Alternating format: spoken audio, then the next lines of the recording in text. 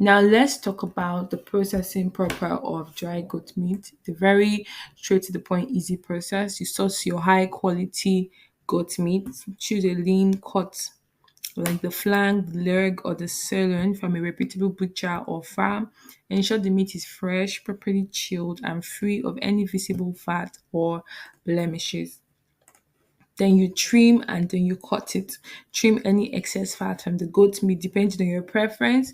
You can cut the meat into thin strips for jerky or thicker slabs for biltong.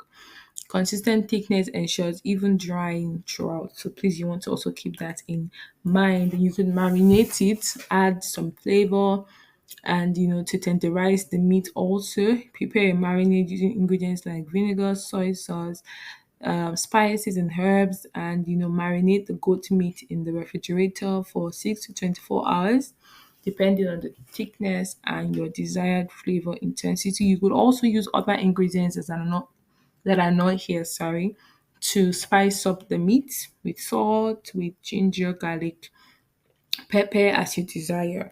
Then the next thing is to dry. There are three major ways of drying the meat. You could use a dehydrator, you could use air drying, or you could smoke.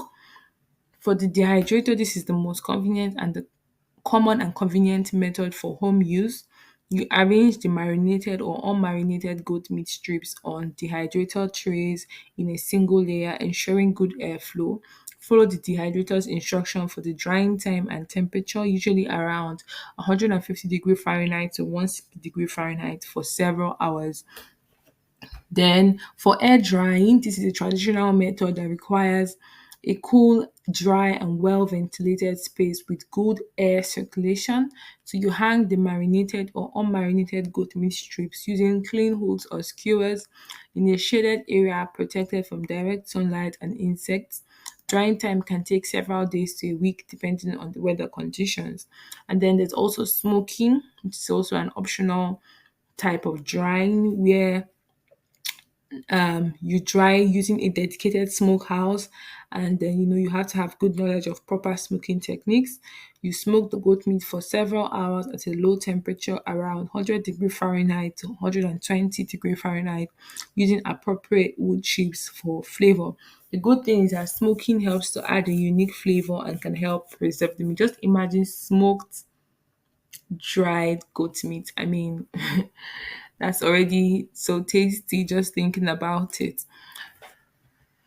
Now, after drying, you monitor and you finish. So you monitor your drying process regardless of the method you're using. Monitor the goat meat regularly. Remember that it is done when the meat feels firm and leathery to the touch but not completely brittle.